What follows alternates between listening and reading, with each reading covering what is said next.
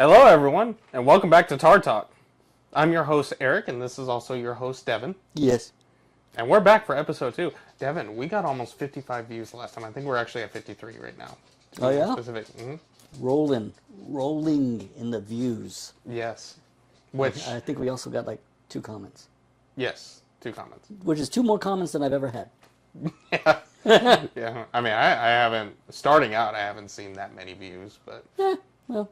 But, gotta start well, when I say starting out, I mean, like... humble beginnings. Yeah, when I That's mean, all like, you do. in the past that we tried. Yeah.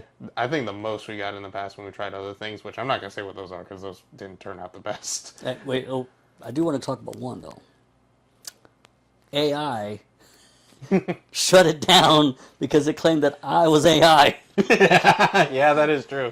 Yeah. We had a video game one running, and it was pretty decent, and then Google cut it out. It was like, we think you might be an AI. You have too many accounts attached. It's like, what? So, AI accused me of being AI, and what am I supposed to do? Yeah. It's like, how do I prove it to you? How do I prove I'm not AI? You want a picture? It's like you need to prove it, and all I can do is like type something. I'm like, I'm not AI. I'm not AI. It's like, what am I supposed to do? Right. But anyway. Yeah. So, but yeah. Yeah. I think at most I've seen like 24 or 25 views before we lost that channel. Yeah, it was rough though. It was rough. Well, except for that one when I was playing Splinter Cell. I just knocked that dude out. That was like the biggest tragedy too when we lost that channel. Oh man. Because that was the most random thing and it was so funny. Yeah, well, I might still have that footage. I might just if I do, I'll post it here. Yeah, just upload it. Get uploaded as like a short or something. Just put that one scene. Just knock the dude out. It's like...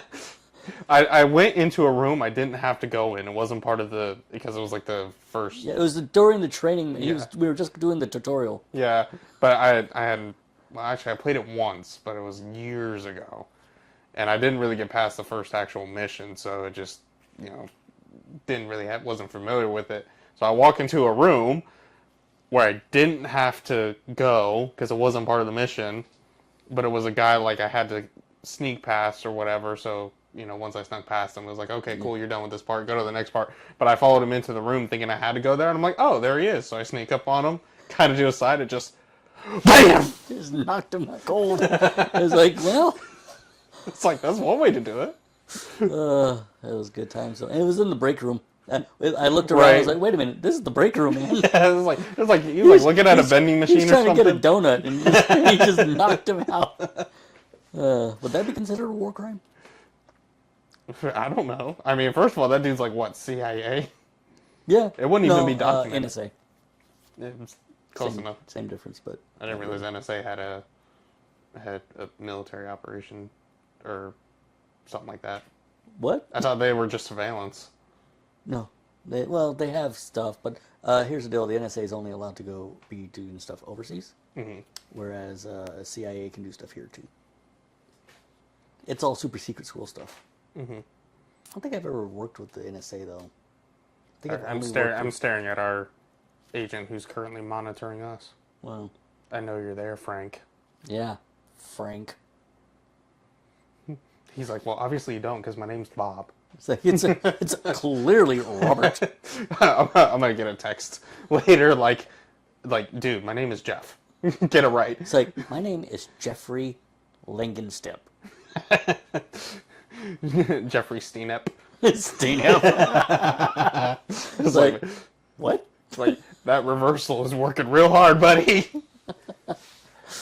I actually saw like a post where the post was absolutely nothing, but someone commented on it, and the guy's name was Jeffrey Epstein, but it wasn't that Jeffrey Epstein, so he put his middle initial in. It's like Jeffrey R. Epstein. And the real joke was someone's coming underneath and said, man, that R is holding up the world right now. Like, that's the one thing keeping you from being a target. Oh, good stuff, man. Yeah. It's like, who knew Jeffrey Epstein was a common name? Yeah, right? So, but anyways, war crimes. Yes. I know a thing about war crimes. As I just said, I play Battletech. Yeah. So I know all about mostly galactic war crimes, but Which, I mean, at that point, is it really war crimes? Yeah. Well, I mean, it's international law, not intergalactic law. What? War crimes? War crimes is war crimes, man. Galactically, internationally, Is that domestically, specified? domestically. Is that specified? What? Is that specified in like the Geneva Convention? Like if I go to Mars, Wait a second. Man. We have the Space Force now. Give it time. It will expand to whatever planets we start colonizing. what is it that the YouTuber, the fat electrician, says is never a war crime the first time? That's right. The Space Force just got like a whole different field. It's like so, They have the most leeway right now. suddenly they can just suddenly we have to do a whole subset of new new war law where you have to you're not allowed to cut the oxygen tanks off of your enemies. Right. We just send a drone out in space. It just Right. it just comes back. That actually reminds me of what was it? Have you ever played that game Mass Effect? Very briefly. Only because I didn't own it though. It was a friend's, and I was at his house, so he let me play it. So I played like the first couple missions of it. So there's a part I can't remember if it's the first one or the second one. When he's like explaining the whole laser thing. Or... Yeah, well, it's not a laser, but it's like basically a projectile. Yeah, like the physics of Yeah. essentially, for layman's terms, firing a bullet in space. Yeah, and it just keeps going and going and just Yeah. explains that whole thing. I'm like, and it's like, but the way he was explaining it is like the funniest thing ever. Right. What was it? That makes Einstein the baddest SOB in the galaxy. Yeah. Oh man. It's funny. I see people actually try to talk about that, Which part? like firing a gun in space. And it's like it's almost like they get it wrong all the time. Which parts? So like basically like talking about like how far the bullet would go before it stopped, and it's only because that like when you fire the gun, part of the energy is going to be spent pushing you back as well. And I'm like, nay. That's that's Newton's Third law, third right? law. It's the third law, right? Because I watched that video, I'm like, you dense. Can't say it here. Now you won't go move as far back as the bullet Right. because the bullet's little and it's going very fast. Well, it will push you back because that's actually was done with someone on a canoe firing guns. Now, granted, he had to use like shotguns to actually get moving that quickly. And it does happen with the aircraft and the 50 cal.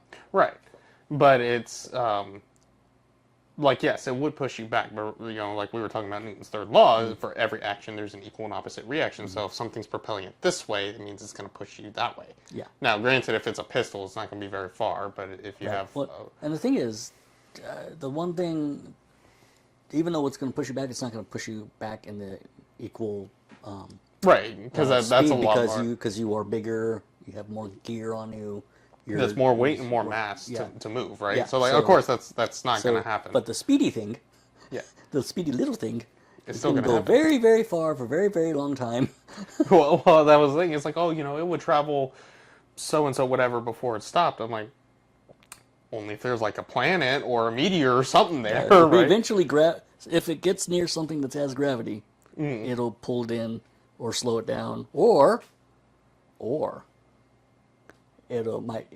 if it like catches around like the moon and does like what the spaceships do, and it's like perfectly into orbit and slingshots it and it goes and makes it even go faster, go even faster in a different direction. It's like we fire a bullet big enough to withstand the atmosphere, and it does that thing in the movies where it like slingshots it around the sun, comes straight back toward Earth. See, Just that would be. It's like it's like tell me you don't understand physics without saying you don't understand physics. I know not physique. It's like that's without air friction or gravity, what's going to stop it? Right. An object. That's Right. it. If the object's not there, And it's going to go. And there's a lot of big objects out there, but there's a lot more space out there. imagine if it like hits like just a little bit of space dust. Imagine if it hits a planet with alien life, and that's how an intergalactic war gets started. They track the trajectory of the round. Right. They have declared war. It ends up being a stinking Mars attacks scenario. Oh, was that the one where it's like, they blew up Congress? They blew up Congress. I love that old lady. They blew up Congress. It's good times. Oh, yeah.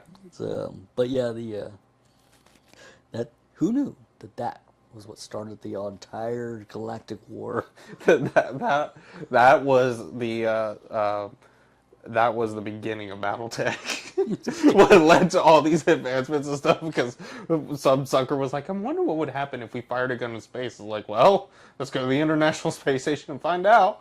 I mean, and then it just started this whole war. It's like, ironically, BattleTech isn't that far off, because we are on because BattleTech is in the same timeline as us. It's not like a alternate thing. It's in our timeline. Right. So yeah, it's basically just a continuation of warfare in the future.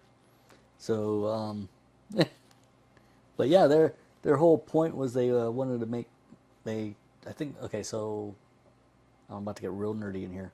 That's fine. This is a podcast about anything and everything, so they I think it's called Myanmar, sure. or Mylar, something like that. It's basically the inner mechanical musculature. Muscles. Muscles. Intermuscular. The musculature inside of the mechs right. allows them to respond to the human, right? So the humans inside, kind of like an airplane, but they also have like a neural helmet. Almost kind of like Pacific Rim type deal. Not quite. Pacific Rim is very much like all neuro. Right. Whereas this one still functions more like the neural part is more to just make it faster. So it can just respond a little quicker. Right. Basically, it removes some of the latency. But the point of, and it also, I think, from my understanding, the neural helmets kind of also help with like peripherals and things like that. But you're still running with like controls and like regular, like it would be like either an airplane or a tank or something like that, right? So you're still running it like a pilot would on a regular thing, but you have extra stuff. But anyway, the whole point is that you have this musculature inside of the machine that helps do all that, right? It kind of helps. It basically becomes an extension of you, right? Right. Even though it's not necessarily in the human form, it can be very mechanical in look. It can even be a quad, right? Creature or whatever, right? Or mech. But that all that notwithstanding, that's the whole point, right? That, but I think the very first mech they in the lore that they create, called the Mackie. It's just this giant heaping trash pile essentially, but it wipes out everything. Like they did a test run and they had a whole bunch of like traditional tanks and stuff like that from the future, but traditional stuff, and it just wipes the floor with it. And then suddenly everybody in the galaxy is like, we all need those, right? So, and then so a whole bunch of those get developed. It's almost like think of the Mackie in BattleTech like the Mauser was in the turn of the century. Yeah, like so, World War. Yeah, so World or like the Mauser and the Maxim. Yeah. So those two, like everybody had to have them. Right. That's like the Mackie in BattleTech. Right. So suddenly it's like, this does really cool things. Everybody needs one. Right. And then eventually wars break out, and they eventually start creating, and of course, war is the mother of invention type thing, and start building all these new versions of everything, and you got a gazillion different mechs and stuff like that then. So, but yeah, I love that. I love the lore on that stuff. I can tell. It's not quite grimdark, but it's very much. It's pretty dark, right? Especially since, that's probably what humans would do. Yeah, it's like honestly, that's not surprising. Actually, the best comparison I've ever seen was it's basically Game of Thrones in space. Mm. So, BattleTech came out first. So really, who knocked off who? I mean, Game of Thrones knocked out BattleTech. I don't watch Game of Thrones, so I didn't finish it. I watched most of it, but I never finished it. So I don't even know how. I hear the last season wasn't great anyway, so I was like, eh. So I didn't bother. But anyway, I really wish they would come out with I know they have a cartoon TV show and ran for one season for BattleTech, but I wish they would like do a legit like TV series of BattleTech. That would be cool. Oh yeah, I mean that'd be interesting. It's like only if I would say that, but I'd probably want like Prime Video or something to be involved. Why? So I don't want another subscription. I mean, you just come to my place, we'll watch it. I got it. Fine, be that way. I guess I'll do that. I guess I'm offering. it's like I guess I can live with that. The reason I say that is because these other places, like if Netflix tries to do it or Hulu tries to do it, they're gonna, for lack of a better term, liberalize it, and Prime Video, from what I see, with like the Jack Ryan series, the Reacher series, like it's not about liberalizing it or anything. It's just make something good. That's all. Right. Just make a good series, and like Jack Ryan series and like the Reacher series. There's also the sad part is there's another series that they did. I can't remember for the life of me. The sad part is that Catalyst Games, the guys who create it, are kind of going that direction with the liberalizing their own stuff. I'm like, so a lot of people are like, Yeah. But now this is not an endorsement of any particular type of politics. no. But the liberalization of it really produces trashy content. It does so. and the thing is, it just gets tiresome. It really does. It just gets tiresome. So I run my, me, I run a BattleTech Facebook page. Right. And that whole page was actually started because of a schism between a particular BattleTech writer. Mm-hmm. Actually, let's see if this guy. So, Blaine Pardo, that guy. Yeah. All right, so he's leans on the conservative side, but all his works he's very apolitical in his writings, right? He doesn't put his politics in the books. He just keeps it all based on the lore of the BattleTech. So, but apparently people caught wind that he was conservative all of a sudden after almost like 2 decades of writing for BattleTech. Suddenly they caught wind that he was conservative, and then all of a sudden now they're like, oh, he's been putting his views all up in this. Like, really? That's the sad part about it, right? I mean, I mean, to be fair, nothing's really on the docket with this show. We just hit record and start talking, but that may not be a bad thing to explain. It's to like explore a little bit, not explain, but explore.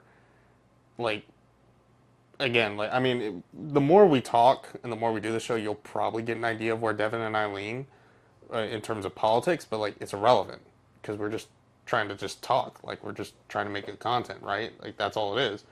So I don't want a liberal TV show or a conservative TV show. I just want a good TV show, right? Right. Like the whole liberalization of it, which liberals kind of screwed themselves on it anymore. It's going to be a while before people will accept a female character anymore. But it's like, we don't care about a strong female character. We like a good, strong female character. Right. But if you tell me I know my childhood from the 80s is built on strong female characters. Like there are plenty of movies and TV shows out there and books out there with strong female characters. And you just watched one recently, Sarah Connor. Yes, that is true. Yeah. When you said recently, I thought you were talking about Invasion of the Body Snatchers. No. Because I was like, well, yeah, she was kind of strong, but she did die first. No, not her. Not that one. No. Terminator. Yeah, Terminator 2 specifically. Yeah. I gotta watch Terminator 1 still. But yeah, no, that one's a good one. Like Sarah Connor, she's a good character, but it's when you tell me that you're gonna make a strong female character and I have to like it because it's a female character, and if I don't, I'm a bigot. Right. Like, you're missing the point. It's Right. like we like a strong character. It doesn't matter whether it's male or female, but what we like is that character becoming strong, right? Like, we see the struggle, we see where they started out, how unprepared they were, how they struggled and learned and fought to get to where they were, and now they're in this position because of all the crap they had to endure, right? Right. Instead of, Rey from Star Wars, the third trilogy that doesn't exist because we don't acknowledge it as a fan base. Right. Where I have to acknowledge that she's one of the strongest Jedis imaginable because she's a girl and girl power and I am woman, hear me roar stuff. The Force is female. Right. It's like, no. It's like I would 100% have accepted Daisy Ridley and Rey as, a good, strong character if you made her that way, but you didn't. You made it to where, because I'm a woman, magically that means I'm better than everyone. Yeah. It's like... Because we would have hated that character even if it was a dude. Right. Even if it wasn't her and a female character, we would have still hated it because it was still breaking lore, breaking all the rules, right, messing everything up, doing the wrong thing, and we would still not have liked it. Yeah. I'll give you a piece of advice, actually. Something that I don't know, Blaine something or whatever the guy that you just showed. Yeah, something that he knew before almost all y'all knew. All y'all, like, creators and stuff, like what was that, Kathleen Kennedy or whatever, like Star Wars and all that. So on the very, 1 in 1 trillion off chance she sees this, what you got wrong was that you injected your politics into the show and into the movie. When it took decades for people to even realize he was that. Yeah. It's like, what people actually like is not injecting your politics into it. Just make a good story. That's all you got to do. And what's really sad is, like, if you see stories about, like, a strong male character or, like, a strong father figure type thing or, whatever, it's now that's labeled a conservative thing. And it's like, right. Actually, that's just action movies. That's just families, man. Right. That's how normal, and I say normal, but that's how the average... All this stuff was normal until, like, 2012. Right. Well, the thing is... Okay, so I'm about to go on a rant. Go ahead. I'm actually getting tired of the whole, well, what is normal? There's no real such thing as it. Yeah, there is a normal. There is a normal. I don't know, like, people begging their teachers to put litter boxes in the bathroom so they can act like cats and pee in them, which is... That's not normal. It's a real story, by the way. That actually happened in, I want to say it was Oregon, but I could be wrong. But, yeah, that actually happened. Yeah, no, that's not normal. That's not supposed to happen. No. It's like, well, although I guess if you believe in... Like I said, we believe in a God, so Yes. if you believe in pure naturalism, I guess that's normal, because then if I'm gonna believe says that's not right, but if I'm gonna be a naturalist, I'm gonna believe in survival of the fittest, and then deem that not the fittest. right? It's like you're only as strong as your weakest link, and you are the weakest link. I'll take your M1 Garand and put them out to pasture. It's like, sorry, Yeller, I gotta do this. I don't think we could say that on YouTube. Oh man, we're gonna get flagged already. In Minecraft. In Minecraft. In Minecraft. We're gonna find them in Minecraft and put them out to pasture. Like, I guarantee they play Minecraft. Yeah. Either that or Roblox. Well, I mean, don't diss on Minecraft too hard. I'm not. I'm just saying that I guarantee they either play Minecraft or they play Roblox. One of the two. More than likely Roblox. I've never played Roblox. I've actually never played either one. I played Roblox, but that was like way back in the day. I don't play it anymore. That was when I was probably like 14 or 15, I want to say. Maybe ages like 14 and 16 that I never played it. What years was that? That's like 27 now, so it was 14. That was 13 years ago. When was 13 years ago? 2012? Yeah, I just got out of the army. Yeah. So yeah, it's like... You were getting out of the army while... I passed that boat. you were I missed that boat. You were getting out of the army while I was like going through puberty, basically. Right. That's how far apart we are. We are actually 13 years difference in age. Yep. It's rough. My bro was graduating high school before I even got into kindergarten. Yep.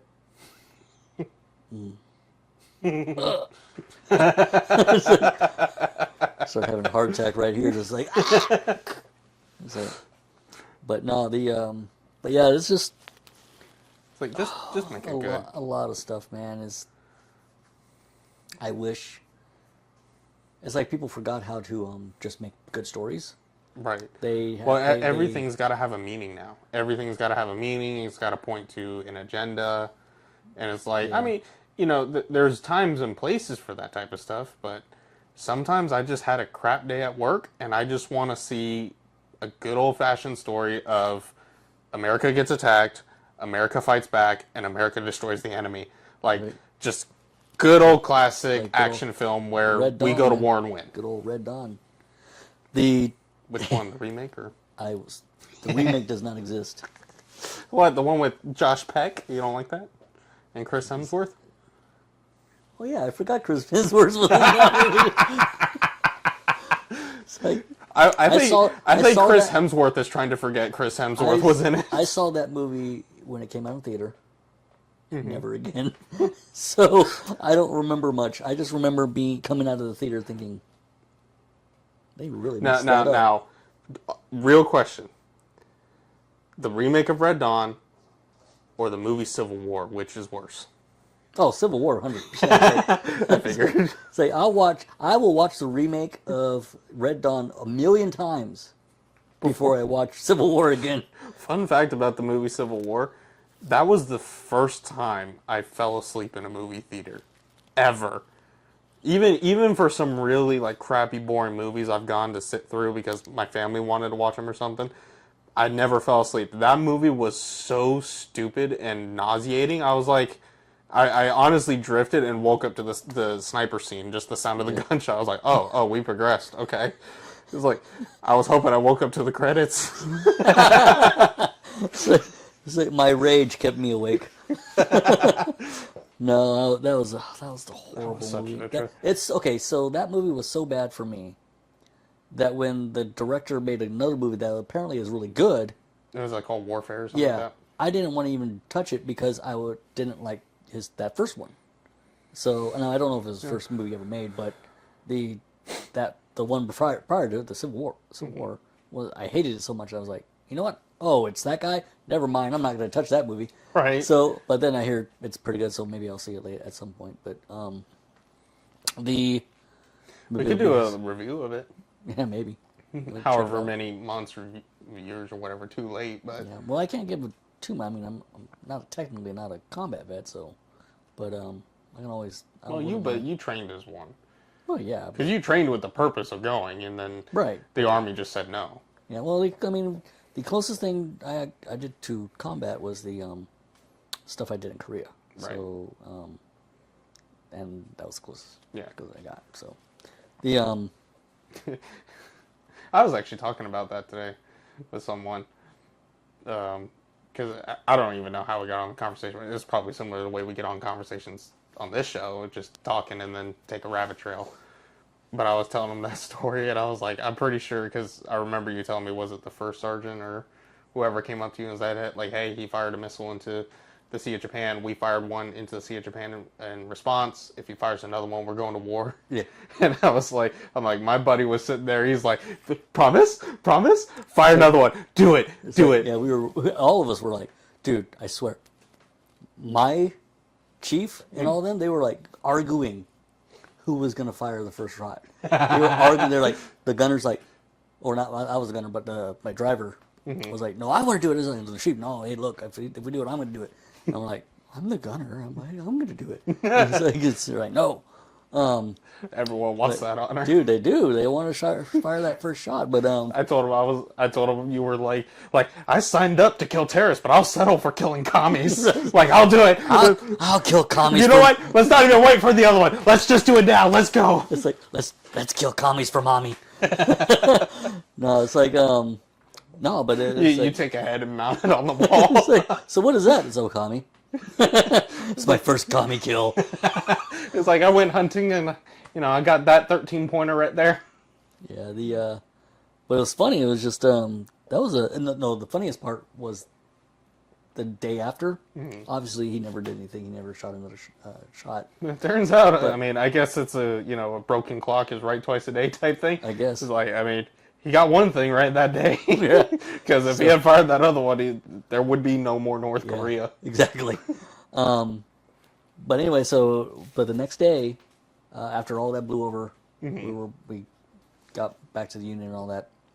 Either it was the next day or the day after, I can't remember. But my parents ended up calling. Right? So I was talking to my parents, and my dad goes, "Oh, did you hear that Kim Jong-un fired another missile into a Sea of Japan?" I'm like, "Yes, I know." Like, yeah, the most disappointing day of my life. It's like, it pretty much kind of was actually. Oh, because that was another thing. We were all like, "Oh, it's like, can you imagine if we go to war right now? All of us instantly get a second ID patch on our shoulder and be like the first ones in like years to get that patch." Right. And it's like we're all sitting there talking about that. It's like because like the last people to get that patch for war was like earlier in the GWAT, and so nobody else had gotten that patch in forever. Right.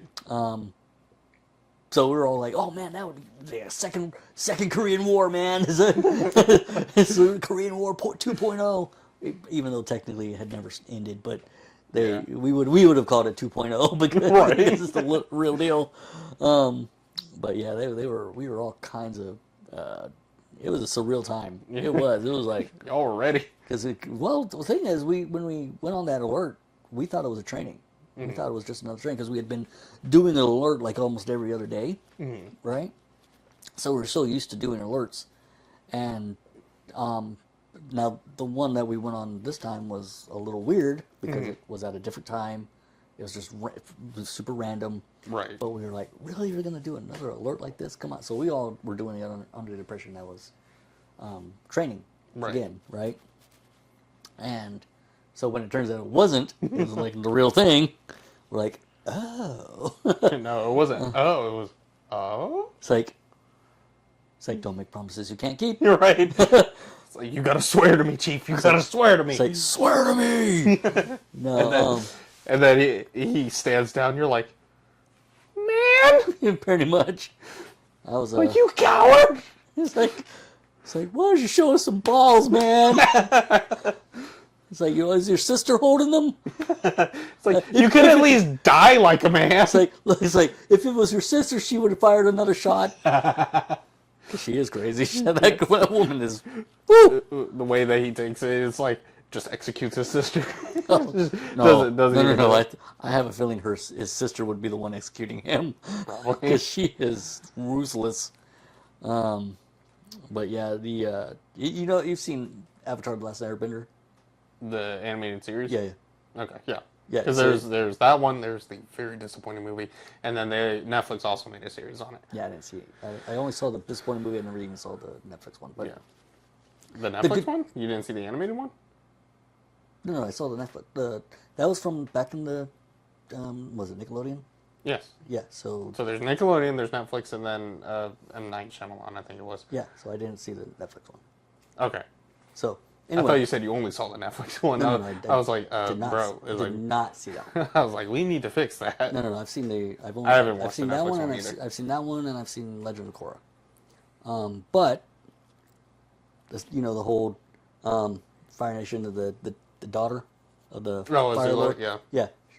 That's like Oh, the man. chick over there, and so imagine her being in charge of North Korea. She's really in charge of it. Kim Jong-un. She might be. Scared.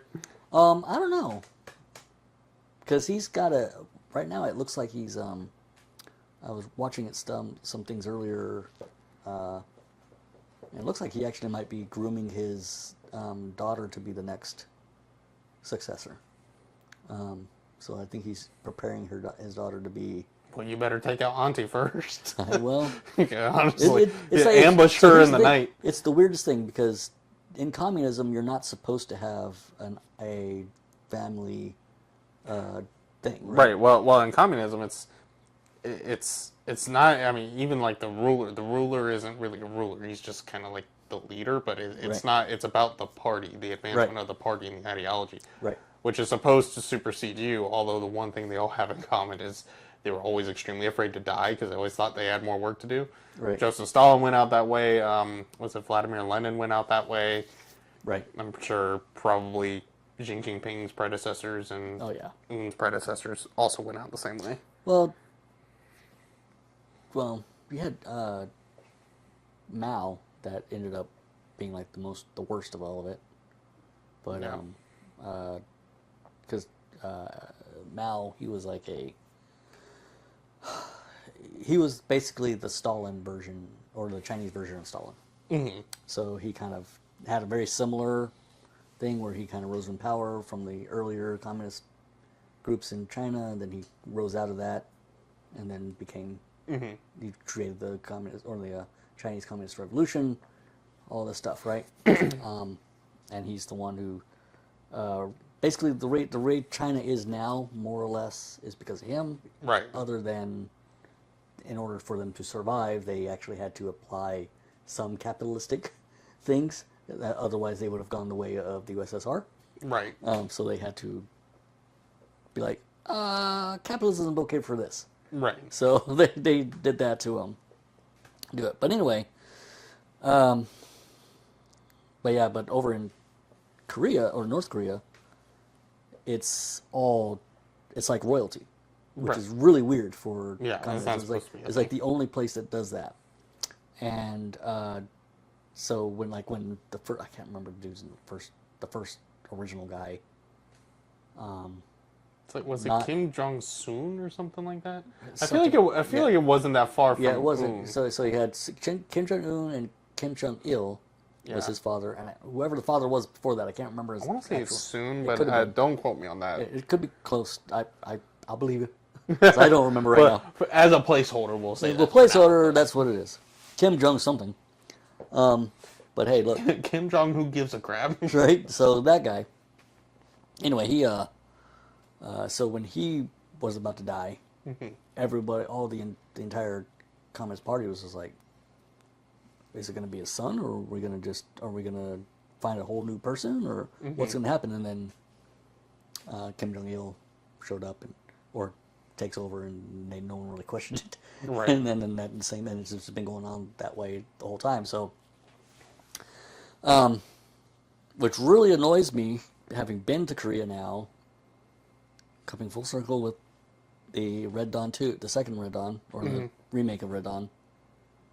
How in the world is North Korea gonna be the ones to attack United States? I don't know. They probably will. They're gonna get stopped real quick. They can't even. What do you mean? With what? With what transportation? The one that's at the bottom of the ocean right now. They've The literally- one that's supposed to be floating in the boat that identified as a submarine. Right. They were supposed. It's like they were. There is no way that they, because it didn't. I can't remember. Did the remake have them parachute in just like the original? I think there was, but because remember, it's in the remake. It's Russia and Korea. It's like funny how Russia is like the common denominator here. Well, I don't even think Russia's really going to do too much right the now thing with is, their. though, I don't know if North Korea would ever really. I guess they did some stuff with them in Ukraine, but I don't know if they. I don't know. There are North Korean. Granted, I don't know how useful they are, but there are North Korean military personnel. But it's like engineers and Right. stuff. It's people to help them build stuff, Yeah, not well, really like combat roles. Well, the thing is, I'm pretty sure the only reason they sent them over there is so they can basically have information on how modern warfare is done, because they've been learning like 1950s and 60s combat techniques for the last all the way through the Cold War. So this is the first time they've really. Did you hear about what happened to them though when they went over to Russia, or excuse me, to Ukraine? They were so dumbstruck at just seeing the outside world that they became instantly useless. Oh yeah. Yeah, they became and So- they so got- funny- and they became addicted to porn. Yeah, well, I was actually going to mention that, right? So both North and South Korea, pornography is illegal. So like all their internet is blocks it. You can't go to those sites, right? But in Ukraine, it's not the case, right? Yeah. So as soon as they discovered internet porn, like they immediately just went into it. The thing is, South Korea is a little different. Because even though it's technically illegal, what's not illegal is getting a VPN. Right. So South Koreans. I'm not saying it's do that efficient. I'm just all saying the that's the time. law. Yeah, is it South Koreans don't really care. Yeah. Who's going to tell them? Right. But the South Koreans. I don't know. The South Koreans are very similar to the United States. They're very Americanized. Mm-hmm. So. But it was funny that you mentioned like how useless they got too, right? It's like apparently in North Korea, it's like I want to say it's like 130 something or 230 something over there. It's not. What is? In North Korea? So in the North Korea calendar, it's not 2025. Oh yeah. It's like you're like 100 and something. I want to say, because according to North Korean, not even culture, just stupidity at this point. And I can say that because they're not going to be able to watch this because it's banned in their country. Just watch Kim Jong Un. Yeah, Responds to us. It's like, I kill you, American. It's like, okay, do it. It's like, do it. Like, do it. Like, you got to understand, like our military has guns, our law enforcement have guns. Our men have guns. Our women have guns. Our children have guns. Our dogs probably have guns. I know my dog has a gun. Like our guns have guns. It's like, and it is true because they do make those underbelly shotgun attachments for ARs. So our guns have guns. So it's like, come on over, bro. But you're gonna end up like those people in Ukraine, just instantly useless. But yeah, no, it's they teach that time began when the Kim Jong Un or whoever the first ruler was, was born, basically.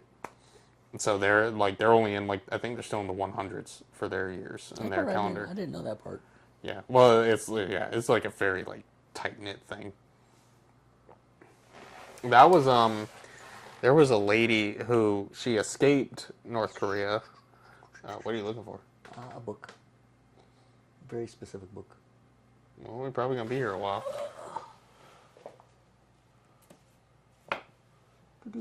Where are you? Just cue the Jeopardy theme. Do do do do do do do do do do do do do do do do do do do.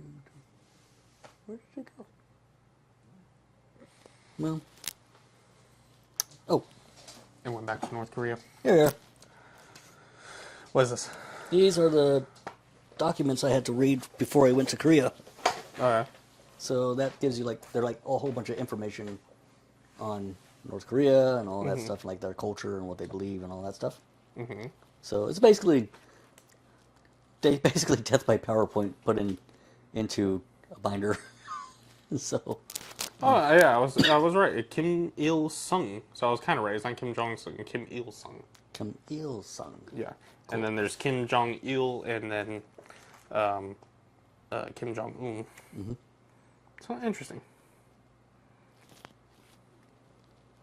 Died suddenly, July 8th, 1994. Allegedly. Suddenly. Insert that Dr. Evil meme. Right. Right. It's like, I want, gets out in the 1990s. It's like, I'm gonna tell them I want $1 million. And they're I forgot I had this. It's the 1990s. 1 million is not a lot. I got this while I was in Korea. Actually. It's literally this time. I like how he's handing these to me like I'm gonna read them right now. No, I'm just showing. Story time. Once upon a time. Now he will be reading from this book for the next 10 hours. A book like that, and my reading level is going to be a solid 20 or 30 hours. So all this is a timeline. It's just a timeline of what all the significant stuff that happened during the war. You make it sound like that's going to make it better. I didn't say that. It actually probably makes it more boring. But the point is, got that free though in Korea. I should have picked the one. Should have picked up two. I should have picked up the English one. I should have picked up the Korean, like the one in Korean language. But I was stupid, and I didn't do it. And instead, we started a podcast called Tar Talk. Yes. The name fits. Yes, it does. It's like, no, actually, you know what's worse than Red Dawn, the remake of Red Dawn, when it comes to like the whole North Korean takes over or whatever? What? The video game Homefront. I actually see it up there. I haven't played it though.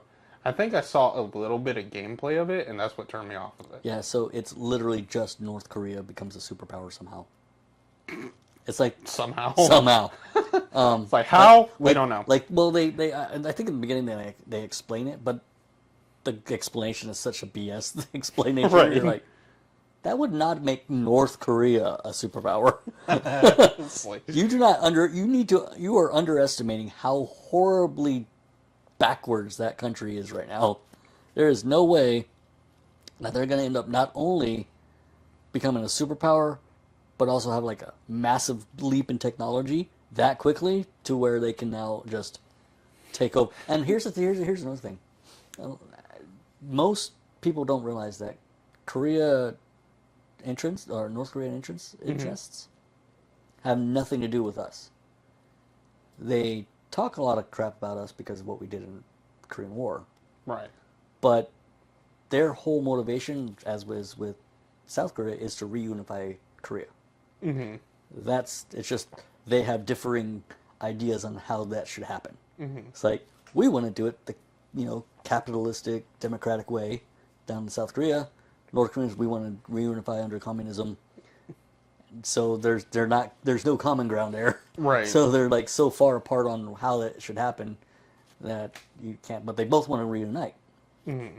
So if North Korea Which I don't know why. What? Like, I don't know why you want to reunite at that point. Well, because they see each other as their kin. They see each other as Korea. And remember, think about it like this way: the history of Korea is that they were always the punching bag of like Japan and China. Yeah. And so the only reason they split was because of the whole communism versus the capitalistic democratic way, right? Mm-hmm. That's what split them up. And so they don't see each other as necessarily, they see each other as frenemies, basically. Right. They see each other as, you're still my people, but you're also my enemy because of what your belief system is, right? Right. But they would rather it be, we're just all united again. Mm-hmm. Okay, so that's kind of the dynamic between North and South Korea. Where it comes down to is that we have a presence there, so North Korea also has this vendetta against us because we're kind of stopping them from coming in and just like taking over, right? I don't see how feasible that is now. I don't think South Korea is necessarily. They're probably not as strong as America, but like they've definitely updated with the times. Sort of. I've seen their. Okay, story time. While we were at the Fro, they did their own little missile test. It maybe went 200 feet. If Oh, it no. landed into the thing, we're like, It's like fire. basically, we were like, ooh.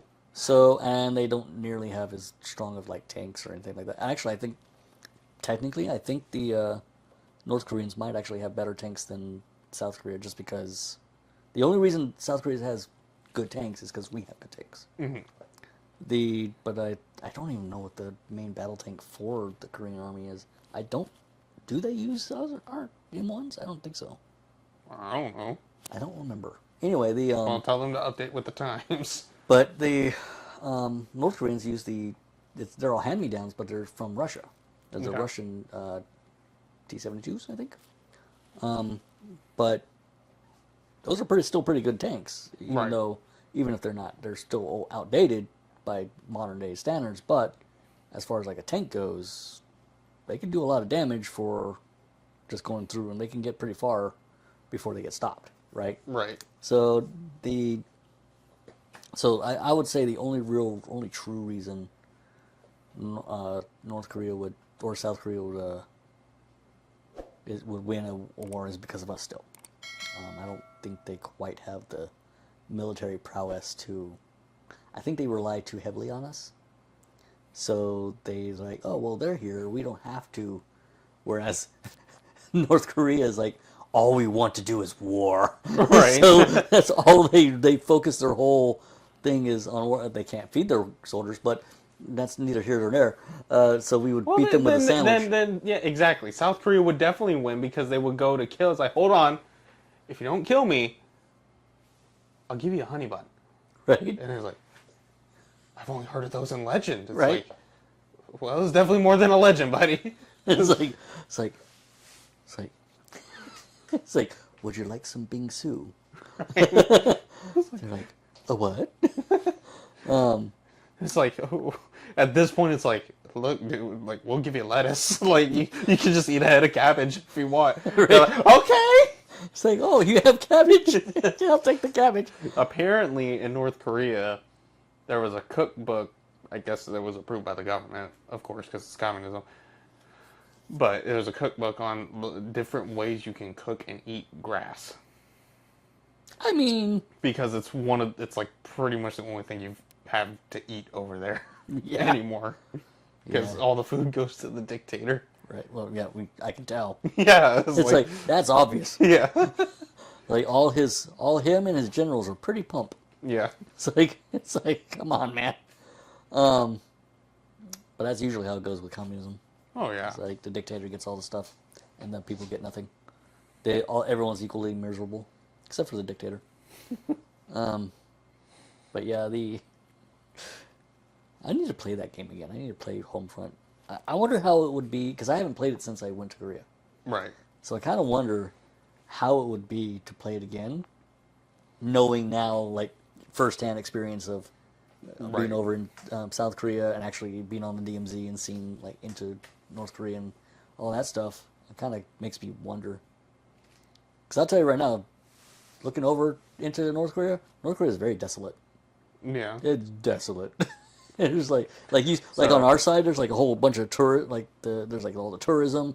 Basically, we've turned the DMZ into a tourist attraction, whereas it's just the DMZ on their side. Right. It's just I remember when we went to, it was on the Sea of Japan. It was on the basically the very tip of the DMZ. Mm-hmm.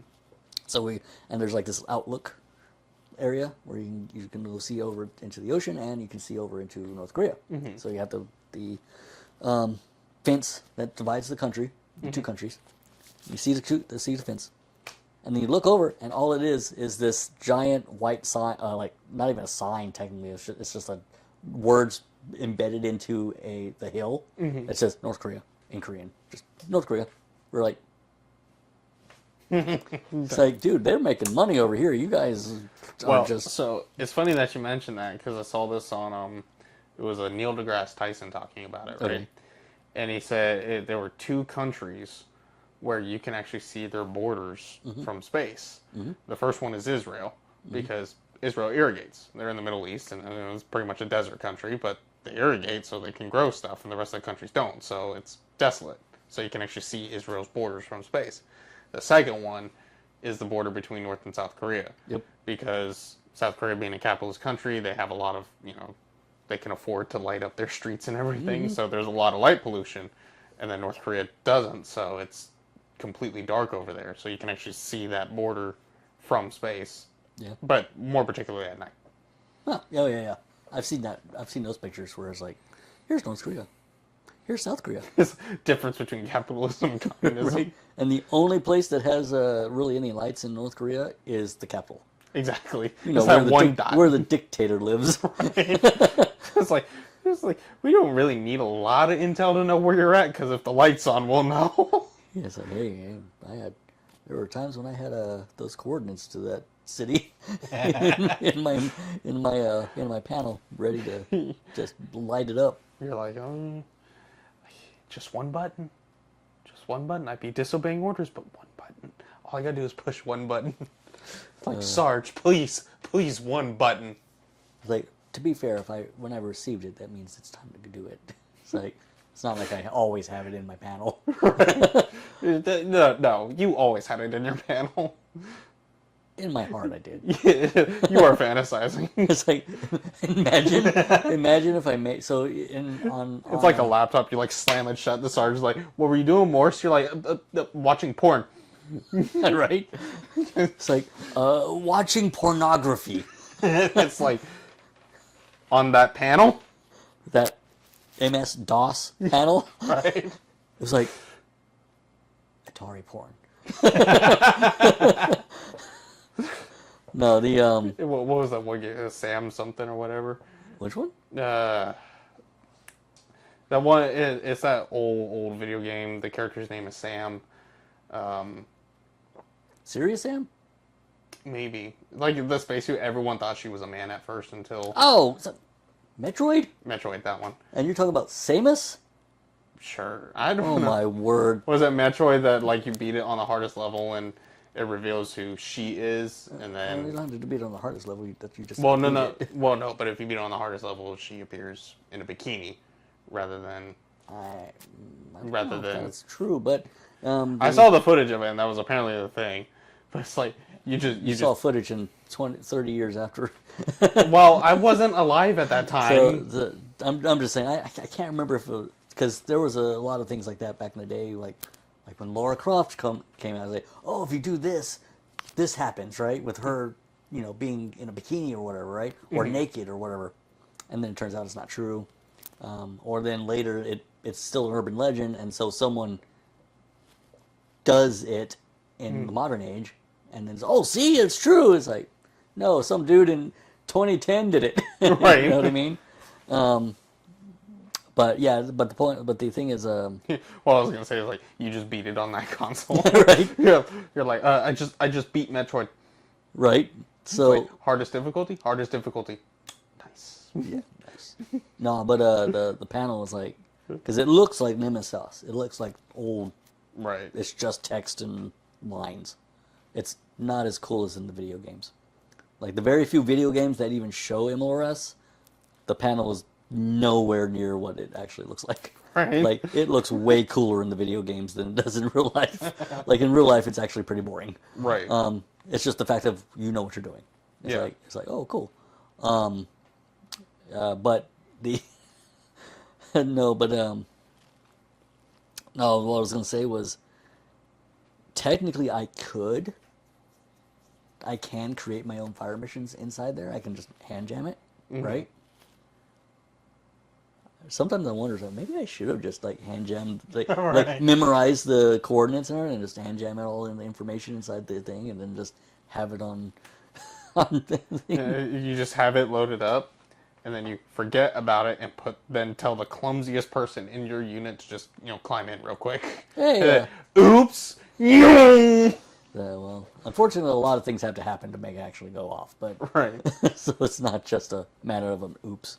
It's like if you shoot, you did it on purpose. It's like because not only do you have to go in, so you have to actually have it in there in the first place. Then you have to open it, like actually accept it. Then when you accept it, then you have to hopefully it's only if it's a fire when ready. Right. Right, so then you have to do it fire when ready, and then when you sit there and have it, all right, you're good to go. You have to wait for it you have to line it up. So they'll be sitting there watching you. They're like, 4-1, what are you doing? It's like nothing. It's like, oh, nothing. Mind your business. And then it's like, arm, fire. well, hold on though. You did tell me the story about that demonstration on Fort Sill where they launched a telephone pole into a Walmart parking lot. I know. Maybe you just switched up the 0 and the 9. Maybe just the opposite direction. Oops. Yeah. Oh, whoops. Oh, you didn't. I didn't shoot It was a training mission. It's like, oh, it didn't go in the Sea of Japan? Yeah, right. My bad.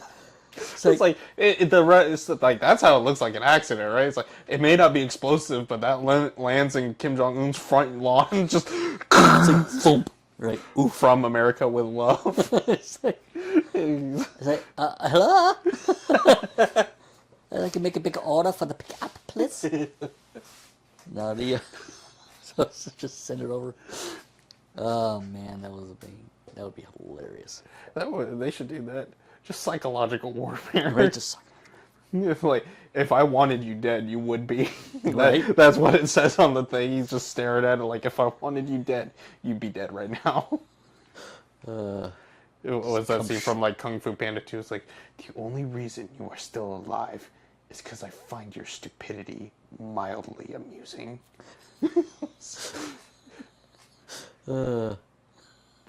Pretty much. Good times, man. Yeah. That stuff. But hey, it's a real place over there. Because even in South Korea, you walk through the subways, and the subways are built to be stinking bunkers. So, Yeah. So you're literally walking down the hallway, and you just see the entire wall just up there, just being nothing but a gas masks, just all the way down the wall. Right. So, Well, that's also smart thinking too, because if North Korea goes off its rockers, oh yeah, people just go to the nearest entrance. yep. And they don't know they don't know if North Korea would be crazy enough to use chemical warfare. So, Yeah, I wouldn't put it past them. yeah.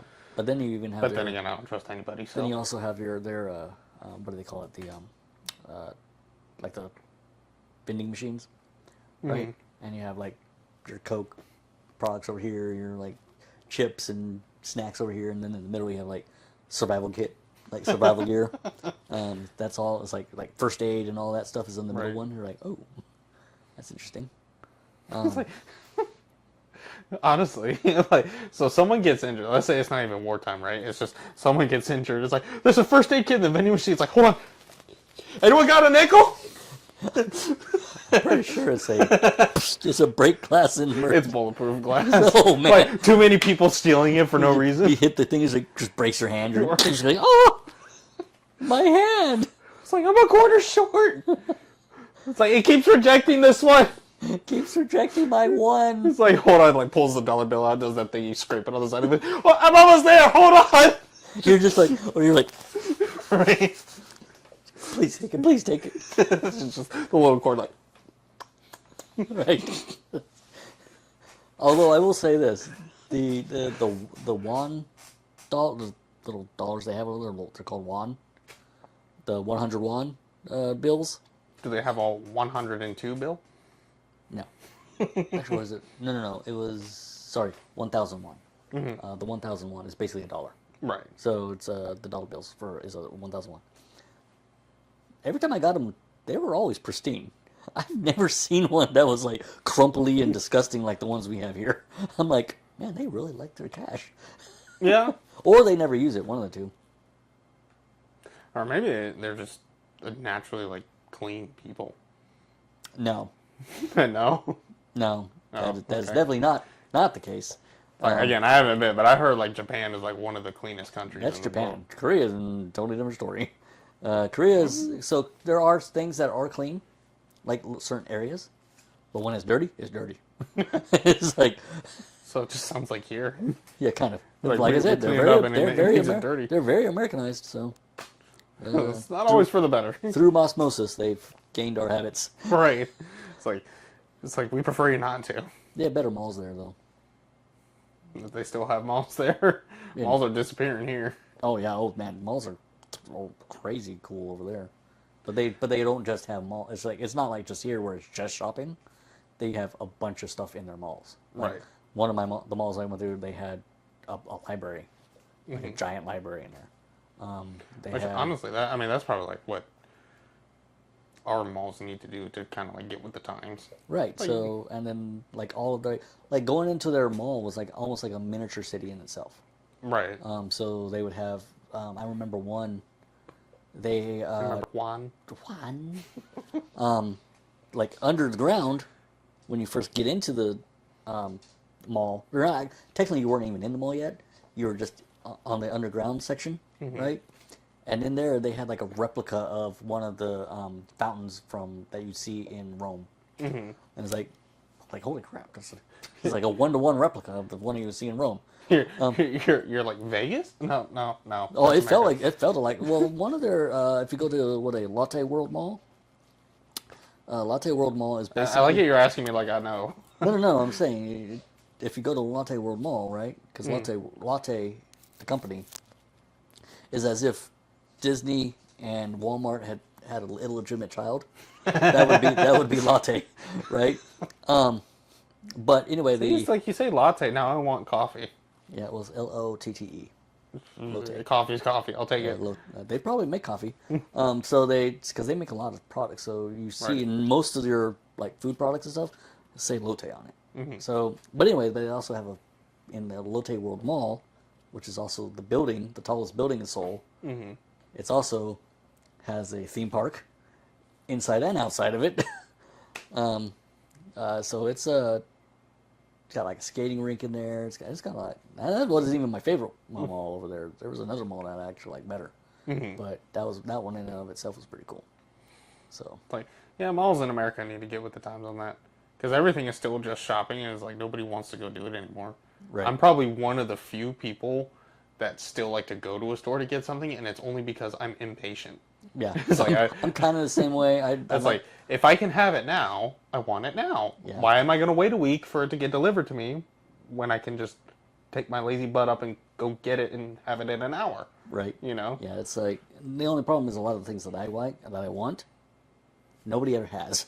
Right. So it's like I have gone to so many places, local places, and be like, I want to give them my money because I Right. want to support the local businesses. Right. So but then I asked them, hey, do you have this? And it's like, no, but you can always look it on Amazon. I'm like, I don't want to go to Amazon. I want to support you, Right. not Amazon. It's like, well, if you don't want my money. It's like, right? That's exactly. It's like, well, fine. So everyone's like, always hopping. Oh, you go to local businesses. Well, when local businesses have my stuff, Right. I'll support them. Right. It's like, well, whenever I go to get something from local business, they don't have it. Yeah, and they tell me, they're the ones telling me to go to the Amazon. Right. So if they don't want my money, So you know, you yeah. can't help a drowning victim if they fight you. Right. But someday I want to go back to Korea. I'm actually part of an association for Korean veterans, and they actually do a program where they choose like a group to go back for free. I'm like, can I go? Please, please. They didn't choose me this year.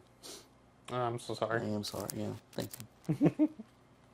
So eventually, I'll probably just go myself and bring my wife. I want to take her over there and be like, these are the things that I saw, right? And then just watch when I go there, half the stuff is gone.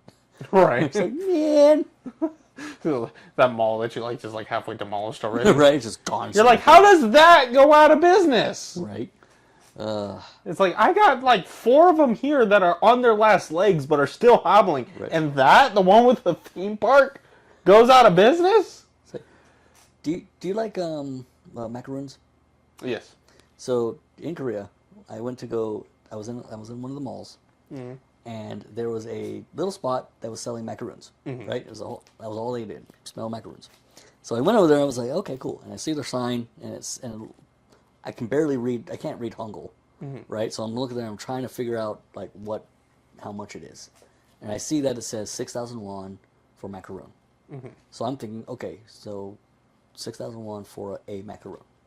Cool, right? It was for like a dozen or something. Oh no, for like 24. For like, so it was like two I dozen. fail, It was like, I fail to see your dilemma no, here. But well, Cause I was in Seoul. I still had an hour and a half back to my. Oh, they make them fresh, don't they? Yeah. So. Oh, okay. So this isn't like they made them like they got in early in the morning, made a bunch, and then that's Well, what they you had buy. those. They had those too, but then they also did. So I got the ones, but by the time you get back to Camp Casey, Right. you're just sitting there with this giant thing of macaroons, just like, I don't know if I'm ever gonna eat all these things. I probably would. I'd be like- popping them like Bill. Or maybe I don't know. They were good. I don't know if they were good enough to eat all 24 in a sitting. But yeah, because I just wanted a couple. Right. I just wanted a couple. Small snack. Ended up with a whole stinking like 2 dozen of them. I'm like, but hey, it was cheap. It was 6,000 won. Yeah, because you said like 6,000 won's like $1 basically, right? 6,000 won. No, 1,000 won is $1. Or yeah, More, yeah, that's right. Yeah. More like 85 cents or something like that. Yeah. So Round it up. it was like around. So like $6, you got 2 dozen macaroons. Yeah. So which is Again, I fail to see your which dilemma. you can't do that here because here you pay $6 for one. Yeah. So because apparently macaroons are a hot commodity in America. Also, I've seen Anything is a hot commodity in America if you market it also right. all those like K-pot, the hot pot places. I've seen more of those here in America than I ever did in Korea. In Korea, I knew of like one. Mm-hmm. They're like only an American thing. Right. But yeah, but that's my spiel for now about Korea. That was a long spiel about Korea too. I actually love the country. I love that country, so I'll talk about Korea all the time. Oh yeah. I never been, so. Yeah, maybe I'll take you next time. The closest I got to Korea was a K-pop place. So, how about this? I'll take you to a more legitimate Korean barbecue place. That's something that's more like the actual thing you would get over there. Okay, we can do that. So that way it's not as touristy type. Right. Yeah, it's the one my sister, whenever she visits here with my family, we always go to this particular Korean restaurant that's way more like something that we see. It's actually very much like the one I knew of over there. Oh, okay. So That's pretty good. yeah. So anyway, So we were going to open with a topic that we mentioned very briefly, and then we talked about BattleTech, and then it straight from there. So. Well, Korea commits war crimes. Yes. Well, at least North Korea does. Pretty sure a lot of the communist countries commit war crimes and they just don't care. Oh yeah. So The only ones who actually follow the Geneva Convention is us. But as I would like to call them, the Geneva checklist. yeah, I was gonna say like, well, maybe we rethink that. Yeah. I'm just saying like. The only thing holding America back is America right now. It's like Basically. because we take the high ground, so it's like if we decide we don't want to play unfairly, like we want to play unfair, it's gonna be unfair. It's like hey. Because here's the thing, right? If we decide, you know what, y'all don't want to abide by the Geneva Convention, neither will we. We're just gonna send in the Marines, right? We're just gonna be like, hey, go. Like, do your thing. And then it's like they start with like the normal stuff. No. Do the stuff we told you couldn't do. Like, just start with that. Really? Like, yeah, go. Be like,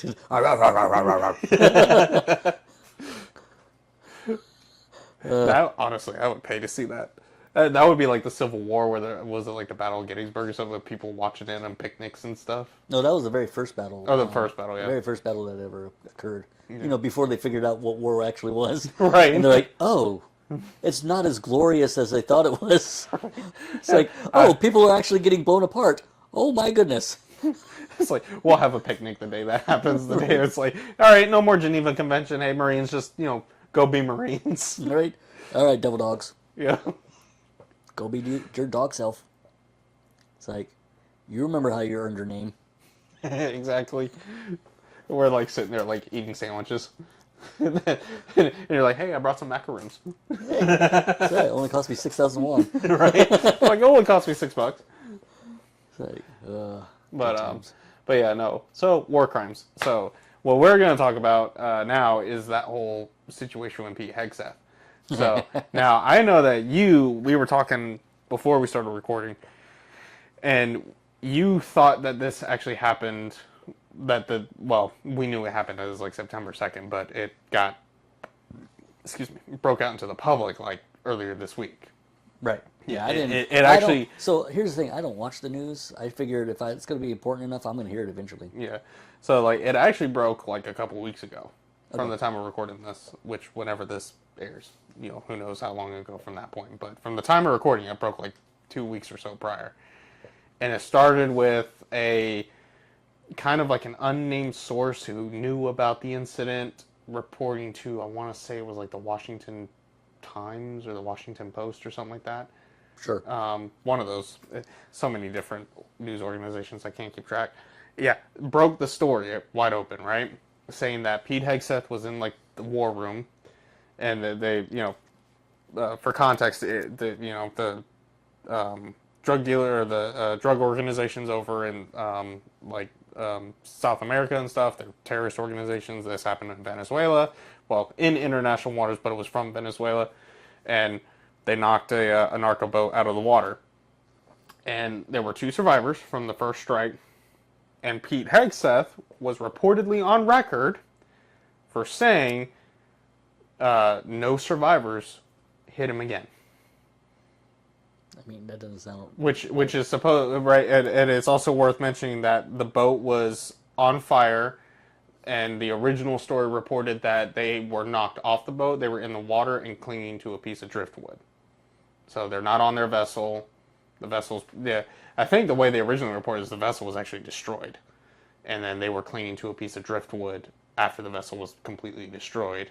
And then he said, no survivors, kill him again. Even though they have no way of like helping, which I don't know. You say it's not a war crime. Others would say that would, since they're in the ocean, like that classifies them as like hors de combat or whatever. But I don't know. No, it's actually worse in the ocean. Yeah, it's like especially international waters. Right.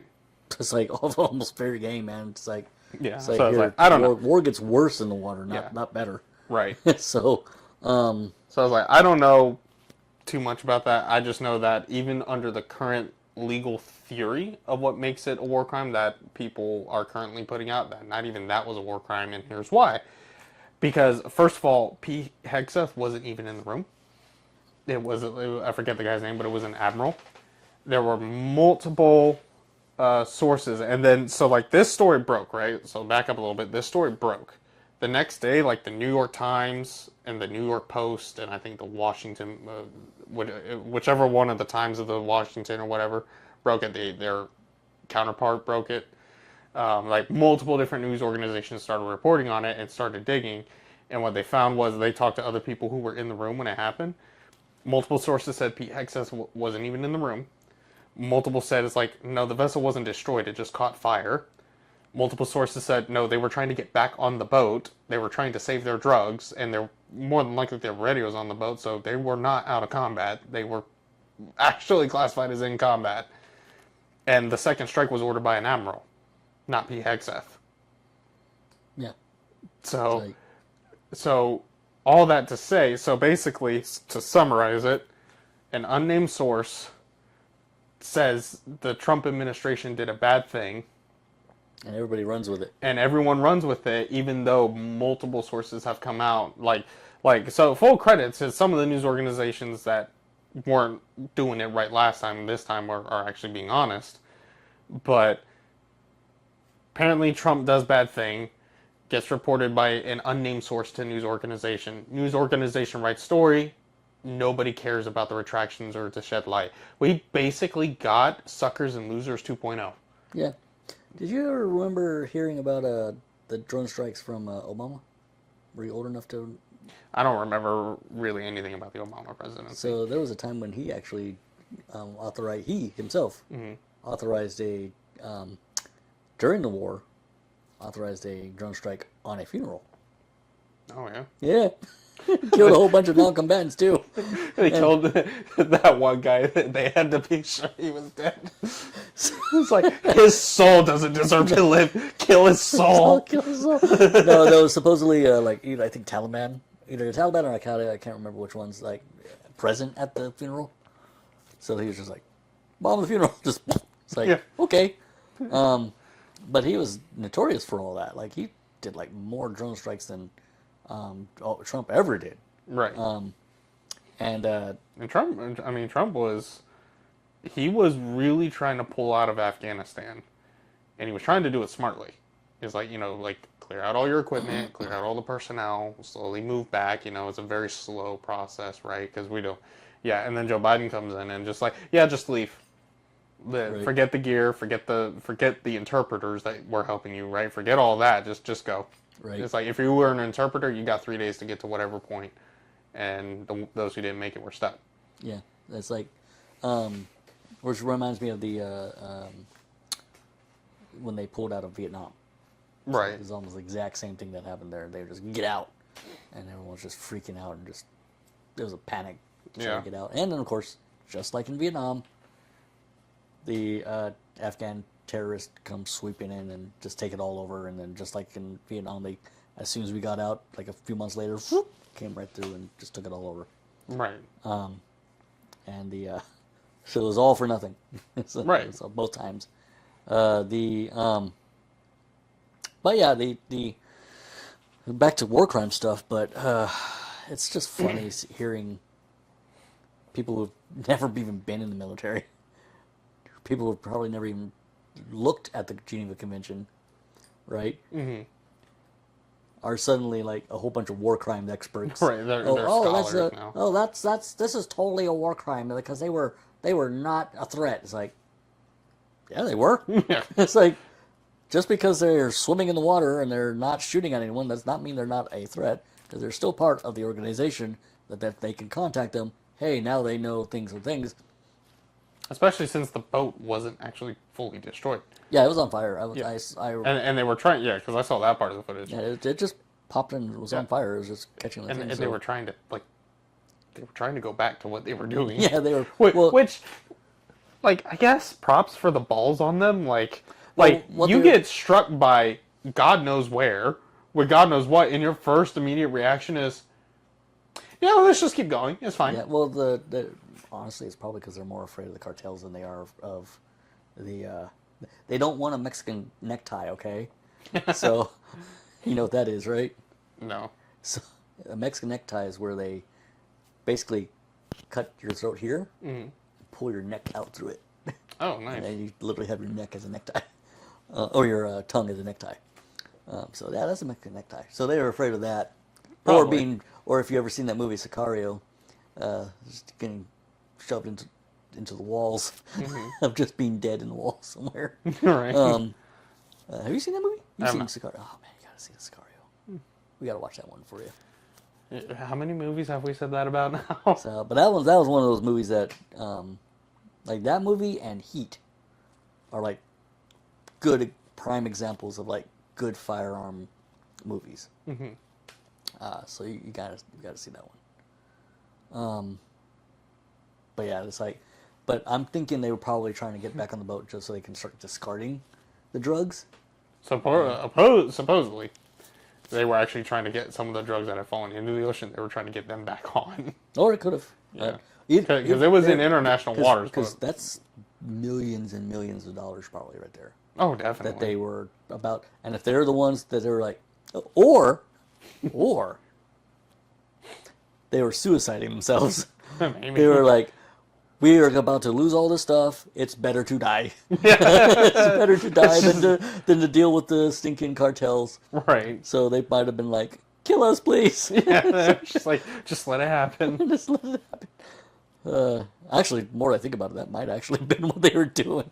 Basically, death by cop kind of thing. Right. Where like they were like they didn't want to face the music on losing an entire shipment of drugs, and they just were like, it's like take your poison at this point. We should be like, Hail Santa Maria. It's like, because all those guys are Catholic, Yeah, well, supposedly they all got their they got Mary's tattooed on their back.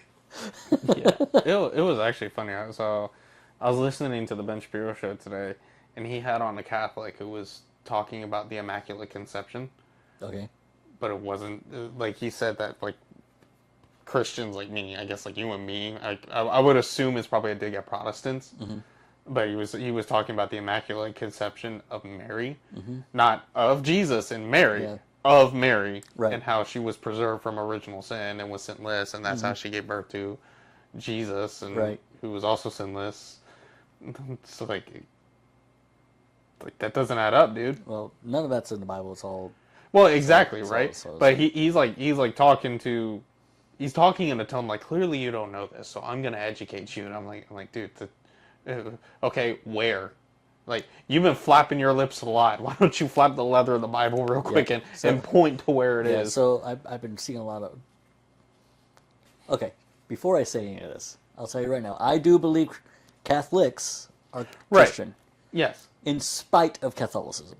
Yes. But I do believe they're Christians. Devin and I are Protestants. Yeah. If you are a Catholic, We don't hate you. And I don't even cast you out of the kingdom. No. It's like I'm not gonna sit there and be like, because you're Catholic, you're not gonna go to heaven. But we do strongly disagree with a lot of your ideology. Yeah, well, but we agree with Christ. And the thing is, a lot of the dogmas are dogmas only because of like Vatican II. Right. It's not because of anyone sat there and was like, "Oh, this is totally this." No, the Vatican told you to do it, told you to say it, and since you have to trust the Vatican, you have to do it. So it's not really even your fault. Right. But whatever. All the Catholics are now going to be. We're going to get lit up. We're going to be lit up. Oh, the Catholics! You stinking Protestants! And it's like well, remember the first episode. Alex Jones needs to go. And now it's. Oh yeah, now it's like. Now for us, it's like hashtag you papist bastards.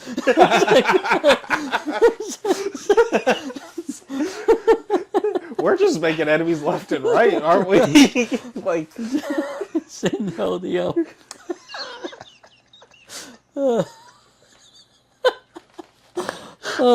everything I was about to say just went out the window. That's all they heard was "you papist bastards."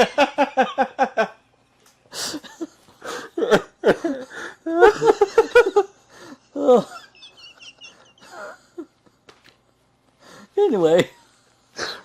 Maybe some other time I'll go on a rant about the Catholicism. At this point, it's par for the course. Like, remember when we said we don't really care if you don't like our opinions?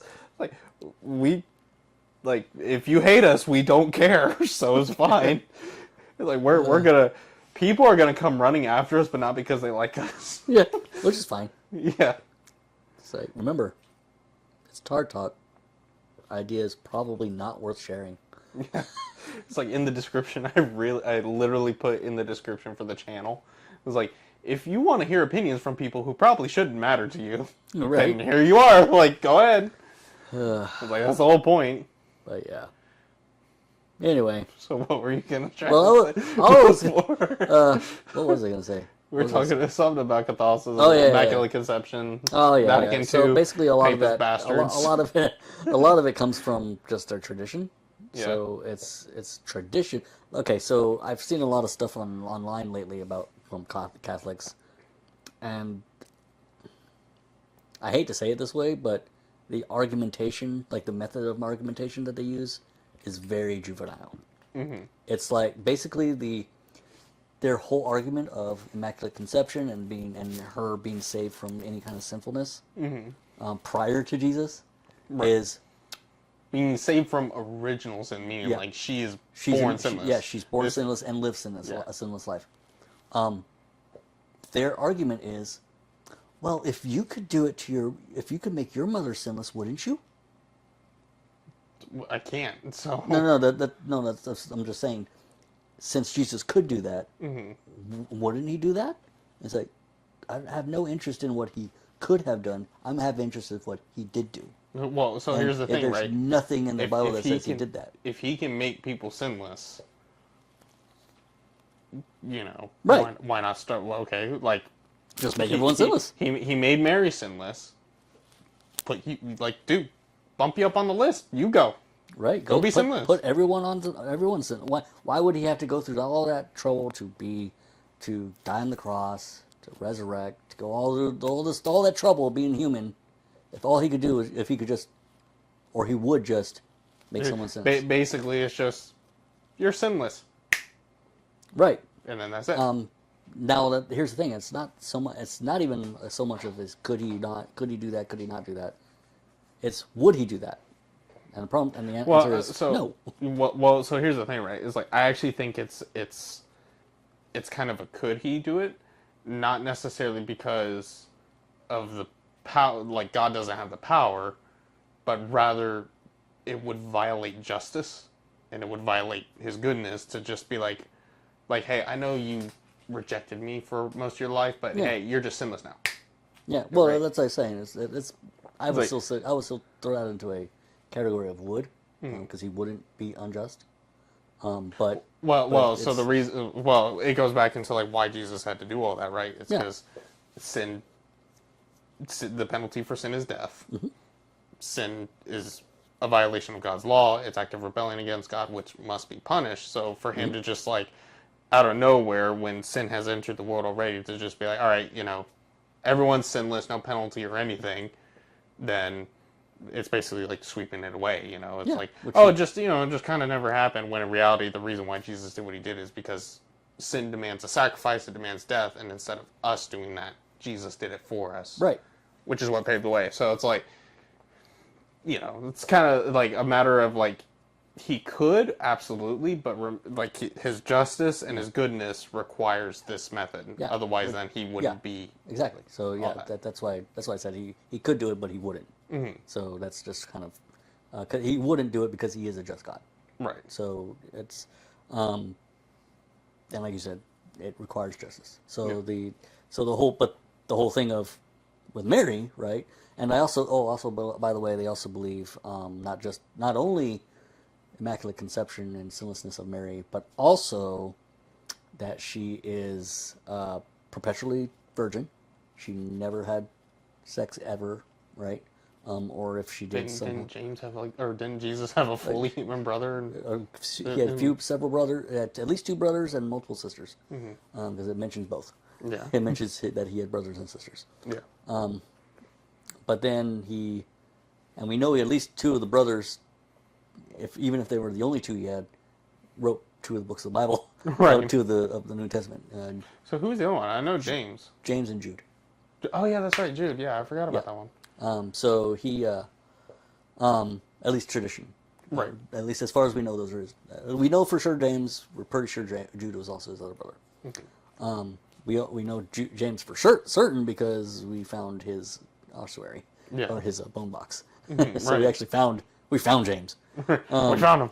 We found him. Found his bones. Ladies and gentlemen, we got him. We found him. And that's actually a whole interesting story. We can get into it another time. But anyway, but they also they believe in that. But then they also believe that she ascended to heaven.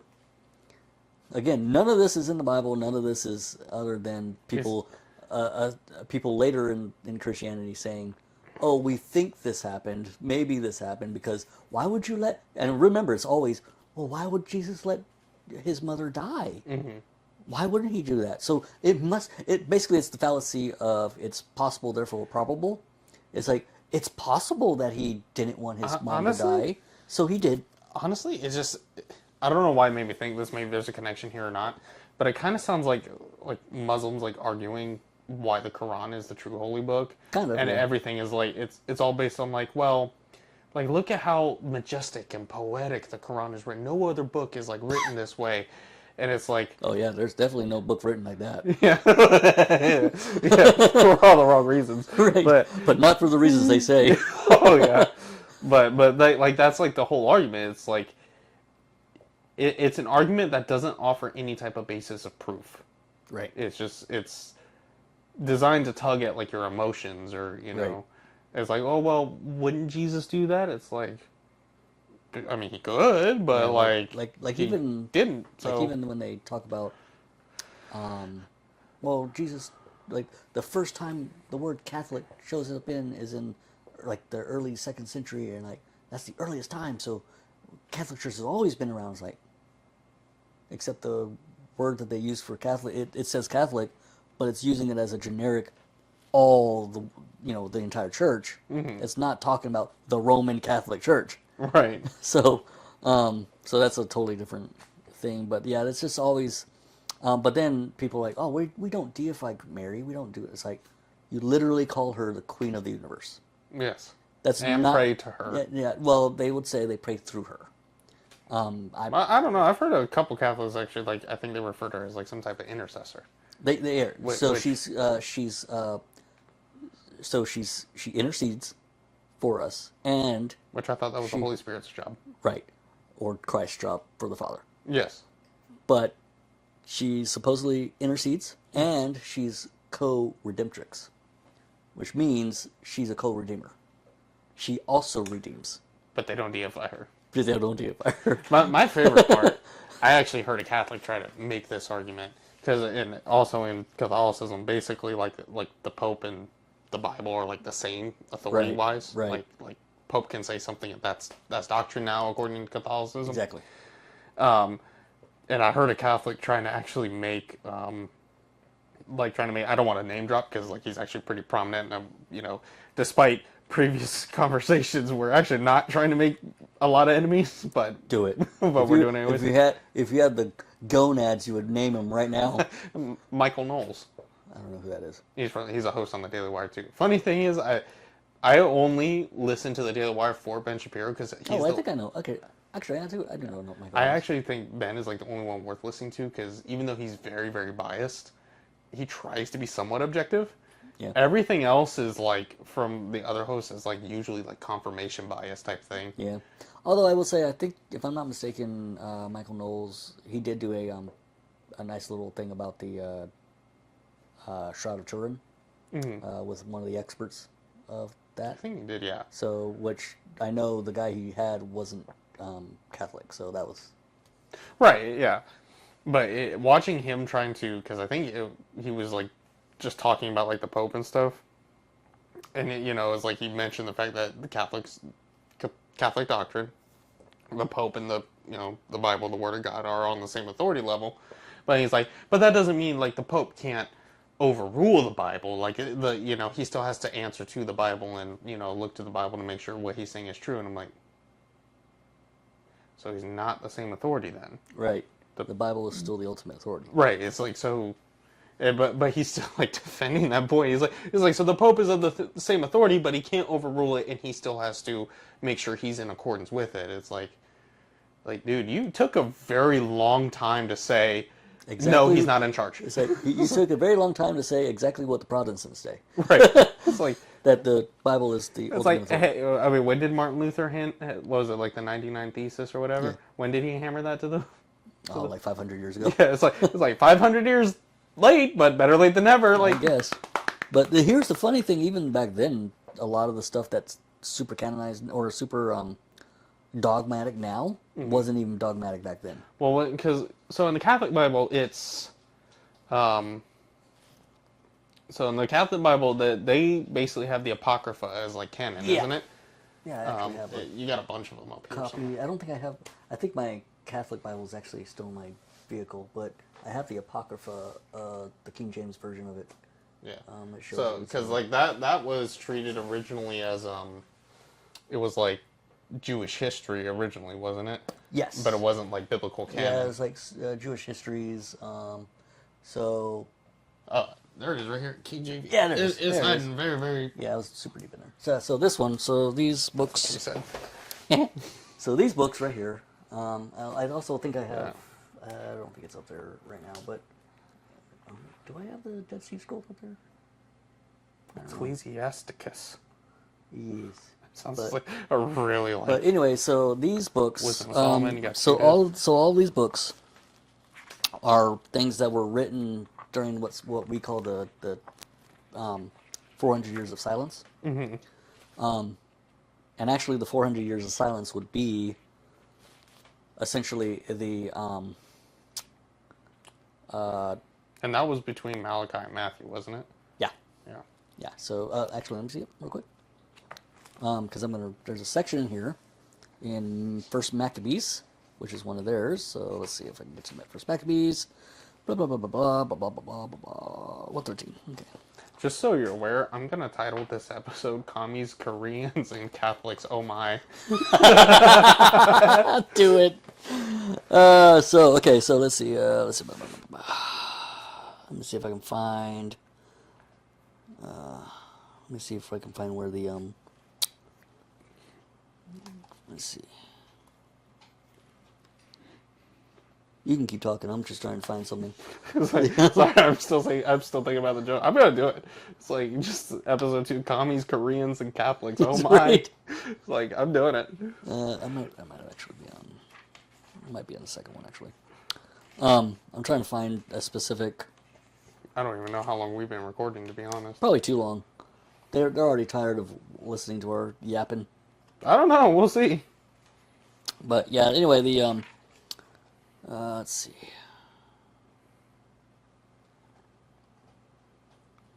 Trying to find exactly where it was. I'm having a struggle with that right now. I would have to look at my notes again to remember it, but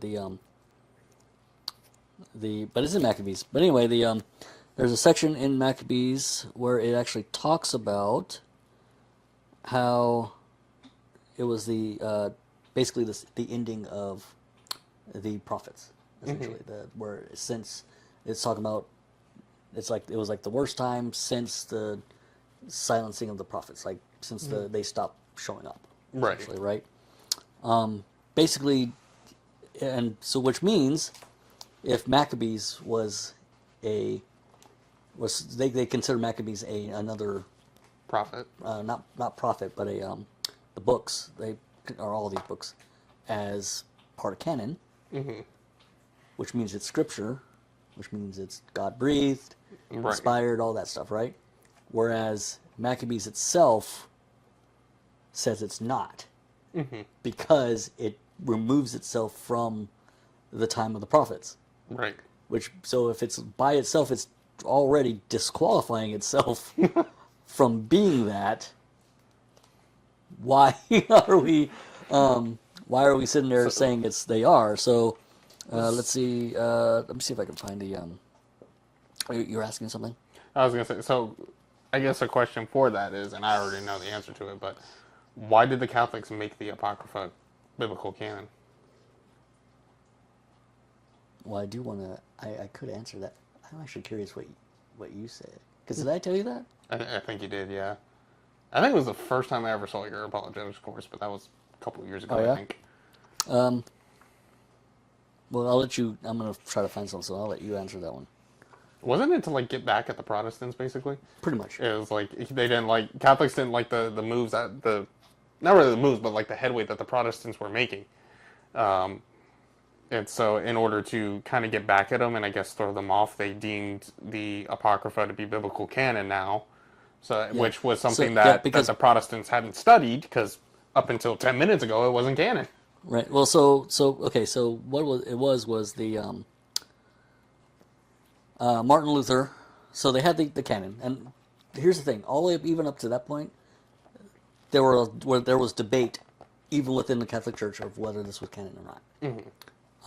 A lot of early church fathers said these are important, but they're not canon. I mean, even the Catholic ones were saying that. Martin Luther shows up, and he decides, why don't we just ask the Jews? Because this is from the Old Testament. They gave us the Old Testament. Right. Why don't we just ask them? Right? So he went up, basically asked, hey, do you guys consider these as scripture? And they're like, no, we've never considered that scripture. It's always been the law, the prophets, and the writings. That's what they use. That's the way they call it, right? So it's always been that. And he's like, oh, okay, thank you for clarifying. Even Martin Luther, though, would say, hey, these are still important. We should still read them. They're good. That's good information. They're just not inspired. Right. Catholic Church didn't like that because now it's a Protestant saying that. Now they're like, oh yeah, watch this. The papacy says it's canon. It's the Deuterocanon now, the second canon, and so now it's no longer apocryphal. It's the Deuterocanon. Yeah, they kind of. That's basically how it ended up happening. Martin Luther just like looks at him do that. He's like, I'm still not gonna treat it as canon, just so you know. Right? It's like, it's like you know what?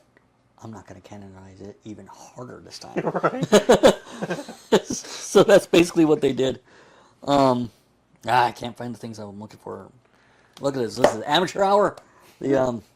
If I tell you, usually you have a PowerPoint for it. Yeah, well, because I think you was mentioned trying, I was trying to do it out of pure memory, and my memory's not that great. So I have like no memory at all. Yeah, so I was trying to find it. By the way, what's your name again? What? Why are we here? What's going on? What is that? Who are you? It's like, what is this? What is that? What are you? It's like, okay, we have bad memories, not dementia. Okay. Well, so says who? No. Anyway, but yeah, that's I'm sure we're going to be talking a lot more about that later. I have a feeling. And Islam and everything else. It's like, you know what? If you're breathing, we're gonna make an enemy out of you, probably Is it at some point. Oh, I can't wait till we start talking about Islam. Now, on that note, I want to make an enemy out of you. I am 100% okay with you hating my guts. Oh, they already hate mine because I'm a Jewot veteran. Yeah, you're a Jew. They don't know I exist. It's like I lived during a time where they actively wanted to kill me. It's like, And you're like, the feeling's mutual, but Uncle Sam said no. right. It's like I'm touched. Excuse me. Not by you, because you're 200 miles away. But Yeah, but I mean, well, you'll be touched. Well, listen, they don't touch anyone older than 12 anyway, so it's like, Just ask Aisha. yeah, stinking Aisha, man. But on that note, to be continued about Aisha. Yeah. That'll probably be next episode, more than likely. Ooh, let's talk about Islam next episode. Yeah. Let's just do it.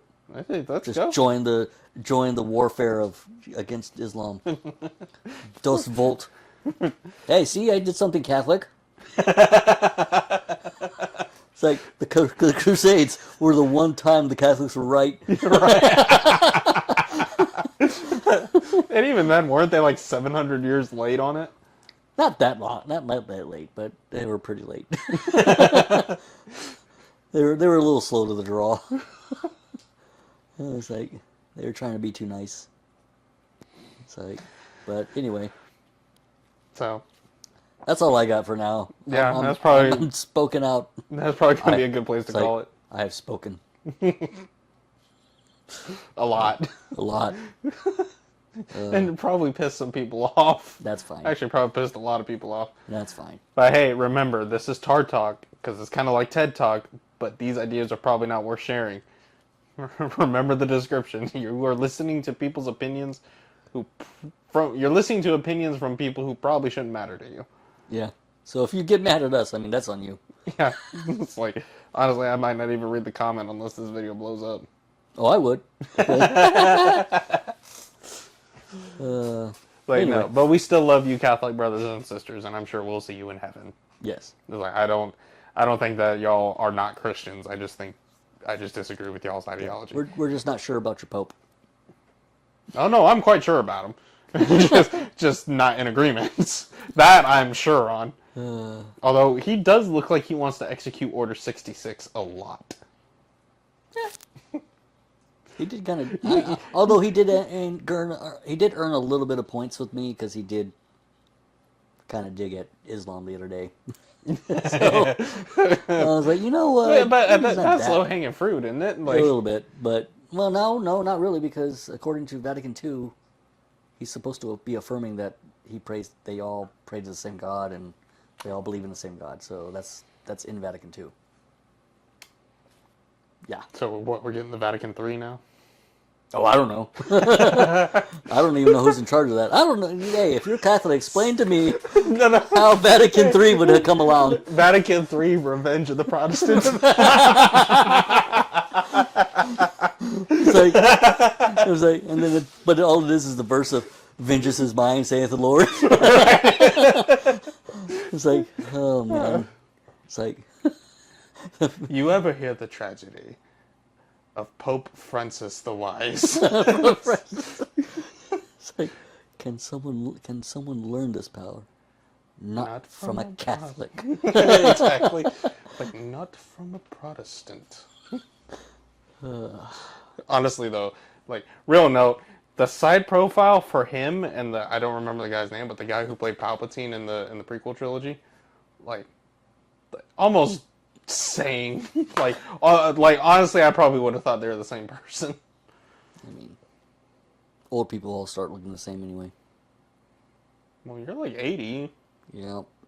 That's why I start looking. That's why everyone keeps saying, "Haven't I seen you be there before?" No.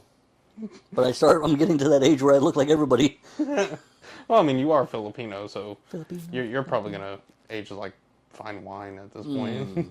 I don't know if I'm aging like that, but I'm definitely aging. They're like, come on, man. You know Asians live to be like 300. Yeah, but there's a fine line. They look young, and then they turn raisin. Right. The rest of their life. It's like they live to be 350, but all the way up until 300, it's like they just look really young. Then Yep. Now you're old. now they look like that dude in the wheelchair from Big Trouble in Little China. Right? It's like it's a scrotum. It's like, oh man, you want to talk about wrinkles? Wrinkly. I'm pretty sure in the my sack was like, dude, I got a skincare routine that will really get those away. funny thing is, I think that guy was like in his 20s when that movie came out. Oh yeah, so that guy has actually been in a lot of movies. I think he actually played the Poe's dad in the Kung Fu Panda series. I say played, he voiced him.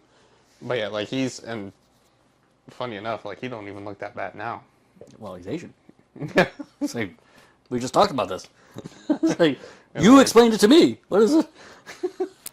It was that movie that made me name my fish Burton. Yeah. I have a fish at home. It's a bumblebee beta fish. With that many bees, it's like, well, the next one's got to be a bee. And it was like, Burton. Jack Burton. Me. Yep. I just think about what old Jack Burton would do in a time like this. Who? Jack Burton. Me. Kurt Russell. Yep. He'll be dead soon. And it'll be sad. Anyway. Well, thank you guys for tuning in, and hope you enjoyed the show, maybe. It's like, I feel like I'm going to hear from some of you Catholics later. But I feel sorry for all of you. yeah. It's like, unless we're having like a super serious conversation, don't take this too seriously. Yeah, nothing we say should be taken at all serious unless we're really... we'll tell you if we're being serious. Yeah. In all honesty, if you're getting offended by someone saying something on the internet, like, shouldn't we have outgrown this by now? It's like, why are you on the net? Yeah, it's like they get offended by something on the internet. It's like, first time. It's like, is this your first day? Yeah. It's like, I remember my first day on the internet. It's like, I remember when YouTube first came out, and some of the stuff there was a lot more offensive, and I'm like... I showed you a couple of the old stuff. Oh, yeah. That's the good stuff. Anyway, we need to wrap this up. Oh, yeah. Before we age on this in real time. It's like you're watching us age real time. That's our key to stardom. Right. So thank you for tuning in. Leave a like and a comment, share the video, tell your friends, subscribe, all that jazz. And we'll probably see you back, hopefully, if we didn't piss you off. We'll see you back in the next episode. Bye.